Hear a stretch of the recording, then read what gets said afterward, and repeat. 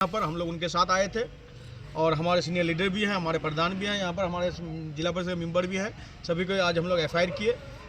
इसका अगर कोई एक्शन नहीं हो तो हम लोग फिर रोड में उतरेंगे। अभी उच्च माध्यमिक चल रहा है, इसलिए हम लोग रमजान चल रहा है, इसलिए पवित्र महीना में हम लोग कोई डिस्टर्ब करना नहीं चाहते हैं। इसलिए हम लोग कल एक तो धिक्कार मिशन निकालेंगे उसके अगेंस्ट में। इस तरह का बयानबाजी जो कर रहे हैं संविधान के बाहर, और इन लोग तो बहरहाल संविधान के अंदर है नहीं, संविधान को मानते भी नहीं हैं। इन लोग अंग्रेज से ज़्यादा खराब है, तो इसलिए इन लोगों का बयान में हम लोग बयान के खिलाफ हम लोग धिक्कार मिशन निकालेंगे। कभी नहीं हुआ था, देश जब से स्वाधीन हुआ है तब तक इस तरह का बयानबाजी नहीं हो रहा था।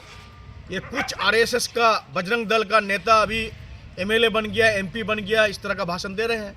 सब नेता के खिलाफ हम नहीं बोलेंगे। कुछ नेता आरएसएस और बजरंग दल का है, उन्हीं लोगों का जुबान खराब हो गया है, संविधान के बाहर बोलते हैं, किसी कम्युनिटी को लेके बोलते हैं। हम लोग हिंदुस्तान में सिख, ईसाई, मुसलमान, आपका क्रिश्चियन, सबको मिलजुल करके हम लोग देश स्वाधीन में सबके शामिल हुए थे। देश स्वाधीन सबको मिल के किए थे आज़ाद। आज लेकिन इस तरह का बयान होते हैं। इन लोग तो देश स्वाधीन के वक्त था नहीं, इन लोग दलाली कर रहा था अंग्रेज का, इसलिए इन लोगों को देश के बारे में कुछ यादगार नहीं है। तो इसलिए इन लोगों का बयानबाजी में हम लोग कंडेम जनाते हैं, धिक्कार भी हम लोग जनाते हैं इन लोगों के खिलाफ।